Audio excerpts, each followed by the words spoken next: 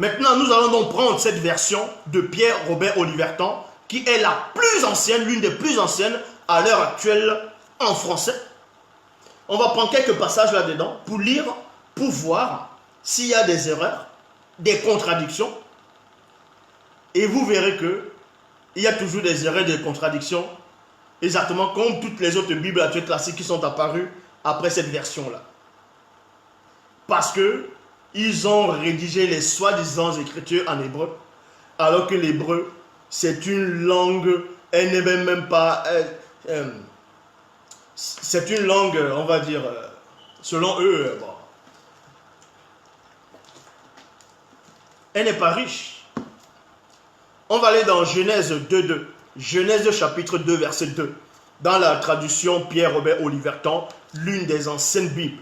Plus ancienne que lui, second 1910, plus ancienne que plein d'autres Bibles que vous possédez à l'heure actuelle. Dans Genèse 2.2, dans cette version-là, la plus ancienne, il est dit, en parlant de Dieu, et accomplit au 7e jour son œuvre qu'il avait faite, et se reposa au 7e jour de toute son œuvre qu'il avait faite. Point. Donc, on vous dit que Dieu se repose. Yahvé Adonai Elohim Jéhovah l'Éternel, qui est un démon, je le dis ici. Celui qui n'est pas content, celui qui dit que je blasphème, c'est son problème. Parce que le Dieu des Hébreux, c'est une invention. Le Dieu d'Israël, c'est une invention. Je le dis ici. Le seul créateur, c'est Loba, qui vit inexplicablement hors de toute réalité. Toujours dans cette version, on vous dit que Dieu s'est reposé. Donc, Yahvé Adonai Elohim Jéhovah l'Éternel se repose. Parce que c'est une créature. Dans Genèse 6.6, toujours dans Pierre Robert Olivertan, il dit, ah donc, il se repentit qu'il avait fait l'homme sur la terre, virgule, et fut dolent à son cœur. La définition de dolent, c'est quoi? C'est qui se sent malheureux et cherche à se faire plaindre. Donc, Dieu, il est malheureux dans son cœur. Oh là là! Il faut le consoler. Ah oui, c'est normal en fait. Ah mais Zulula dans la révélation. Vous savez, dans l'une des versions de livre d'Enoch mal traduite, on vous dit que le Dieu d'Israël, dont Yahvé Elohim, il se reposait, il dormait. Il était sur son lit, Et il y avait les chérubins, les séraphins, les archanges, non, les chérubins, les séraphins, les ophanimes et les phénix. Ils étaient en train de lui chanter une berceuse pour que Dieu d'Israël se réveille. Pour qu'il se réveille. Vous voyez? On lui chante une berceuse pour qu'il se réveille. Voilà ce Dieu. Voilà le Dieu. C'est pour ça qu'en Afrique, vous n'avancez pas. Je répète ici, en Afrique, vous n'avancez pas. Parce que vous avez accepté du n'importe quoi. Vous avez accepté des inventions. Il y a plein de faux pasteurs qui ne font que sortir là-bas. Ils disent non, Dieu m'a envoyé, Dieu m'a dit. Les églises ne font que sortir. C'est là-bas en Afrique ancestrale, noire à ce moment. Toutes ces églises-là, si c'est tous la manière dont ils sont à fond dans ces soi-disant églises, si c'était les hommes qui étaient à fond dans la médecine, si c'était les ingénieurs, si c'était des investisseurs, mais l'Afrique serait déjà le numéro 1 à l'heure actuelle. Vous n'avez pas besoin des églises en Afrique.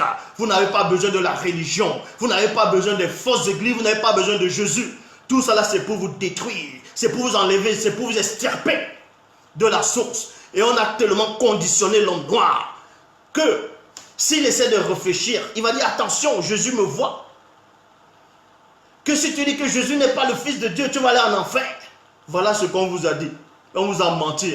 On vous dit que soi-disant Jésus dit, si on te gifle sur une joue, tant l'autre joue, bah, tu dis chef, voici, gifle encore. Comme ça on prend vos biens, on vous massacre en route, vous ne réagissez pas, vous avez peur de vous défendre parce que vous dites que si vous vous défendez, vous allez aller en enfer. Vous avez peur du spirituel, que eux ils ont inventé, n'importe quoi. Donc voilà des têtards, ils sont là, ils vont prêcher, ils mettent des costards le dimanche, ils disent Dieu m'a dit, le Saint-Esprit de Dieu. Et là vous dénigrez vos propres langues, vous dénigrez où vous êtes nés, vous venez raconter du mensonge aux gens. Vous dites que vous êtes des adorateurs, vous attendez quel enlèvement? Jésus ne viendra pas. parce qu'il n'existe pas. Arrêtez d'attendre quelque chose qui n'existe pas. Je le dis ici, aura. Celui qui n'est pas content, qui me prouve le contraire. Personne ne peut me prouver le contraire. Je dis bien personne. Je suis le seul. Je le dis ici en direct. Il y a plein de gens qui sont connectés. Je suis la source de la connaissance. Donc ici, dans Genèse 6:6, Dieu s'est repenti. Parce que dans Nombre 23, 19, on vous dit, Dieu n'est point homme pour mentir, ni fils d'homme pour se repentir. Comment se fait-il que dans Genèse 6:6, il se repent? Et dans Nombre 23, 19, on vous dit qu'il ne se repent pas. Parce que ce n'est pas la même personne qui a rédigé toute la Bible. Parce que s'il rédigeait les Bibles en même temps, s'ils avaient le même esprit, il n'y aurait pas des erreurs, il n'y aurait pas des contradictions. Donc, dans Genèse 11, verset 5, dans Genèse 11, verset 5, il est dit, « Ah donc, le Seigneur descendit pour voir la cité et la tour qu'avaient édifiée les fils des hommes. » Les fils des hommes. Donc, vous comprenez par là que Dieu de la Bible, Yahvé, est obligé de descendre pour voir ce que ses propres, soi-disant ses propres créatures sont en train de bâtir. Dans la tour ou bien dans le ciel où il est assis là-bas, parce qu'il est contenu, il ne peut pas voir de loin. Dans le Superman qu'on a inventé à Hollywood, ou bien les petits gamins qui ont inventé Superman en premier là, lui il arrive à voir plus que Dieu. Donc on vous dit que Dieu est descendu. Dieu est descendu pour voir ce que les fils des hommes bâtissaient. Que les fils des hommes bâtissaient. C'est là que vous comprenez que dans la Bible de l'épée, ils vont déjà ramener la notion de la théophanie.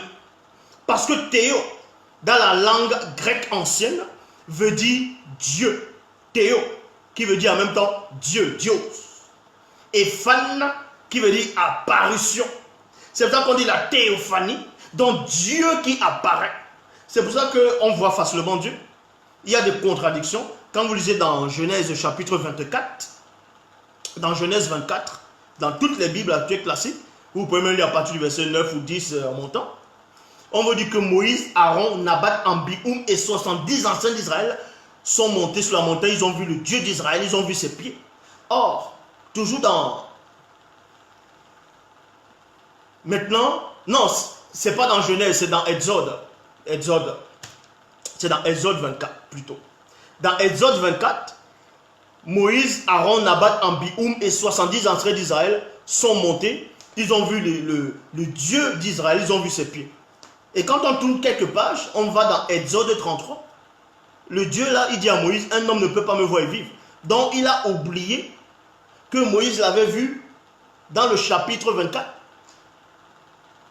Et dans le chapitre 33, il dit, au fait, un homme ne peut pas me voir. Mais pourquoi Moïse ne lui a pas dit, hey, mais pourquoi tu dis ça? Mais on t'a vu l'autre jour là, on t'a vu là. Vous voyez? Maintenant, on va aller dans Genèse 22, verset 1. Et après toutes ces choses, Dieu tenta Abraham et lui dit, Abraham, il répondit, me voici. Dans Genèse 22, on vous dit qu'il y avait Adonai Elohim, Jéhovah l'Éternel, tente Abraham. Donc il a mis Abraham à l'épreuve. Mettre quelqu'un à l'épreuve, ça veut dire quoi?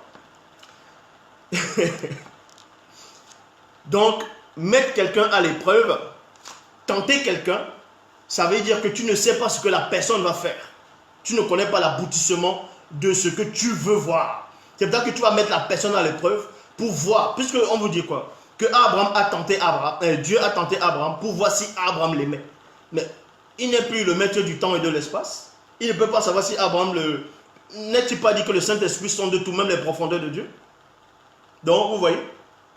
Tandis que dans le livre de Jacques, il est dit, lorsque quelqu'un est tenté, qu'il ne dise pas que c'est Dieu qui le tente.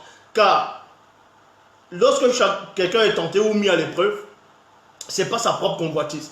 Dieu lui-même ne tente personne. Voilà ce qu'il est dit. Dans Genèse 22, verset 12, il est dit ici. Et il lui dit, tu ne mettras point la main sur l'enfant et ne lui feras aucune chose. Car maintenant, j'ai reconnu que tu crains Dieu. et que tu n'as point épargné ton fils unique pour l'amour de moi. Donc vous voyez, Dieu dit là, il dit à Abraham, ah maintenant j'ai connu. Donc Dieu ne connaissait pas avant. Il dit maintenant, parce que quand on dit maintenant, ça dit qu'il y avait avant. Vous allez me dire que je tords aussi je tords le français, je tords les phrases. Je ne tords pas les phrases. Donc Jésus ne vous servira à rien. Le Dieu d'Israël, le Dieu des Hébreux. Non mais attendez sérieux, attendons un peu sérieux. Réfléchissons un instant. Comment vous allez dire le Dieu des Hébreux? Vous allez dire le Dieu d'Israël, alors que vous êtes des Noirs, des Africains? Si tu viens peut-être du Congo, est-ce qu'on a dit le Dieu des Congolais? On a dit le Dieu des Hébreux, le Dieu d'Israël. Toi-même, quand tu dis Abraham, et le Dieu d'Abraham, le Dieu d'Isaac, le Dieu de Jacob, mais ça ne te fait pas bizarre dans ta bouche quand tu dis ça? Tu appelles soi-disant les ancêtres d'autres personnes, tu invoques le Dieu des autres personnes,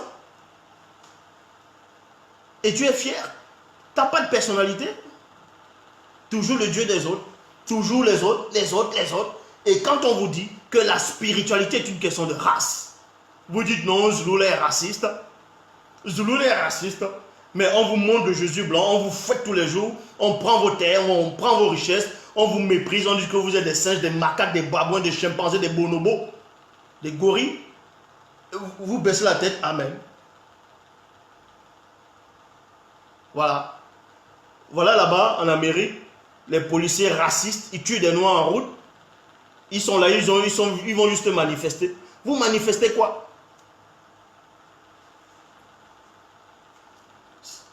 Vous ne réfléchissez pas. Vous prenez toujours les autres, les autres, les autres.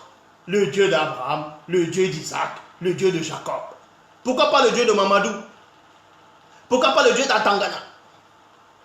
Pourquoi pas le Dieu de Kamga? Non, parce que si vous dites le Dieu de Kamga, le Dieu de Mamadou, le Dieu de, je ne sais pas, de Méni, pour vous, ça ne va pas bien sonner. Il faut que vous disiez le Dieu d'Abraham. N'importe quoi. C'est Sango. Son vrai nom, c'est Sango. Celui qui n'est pas content. Je n'ai même pas besoin que vous priez pour moi.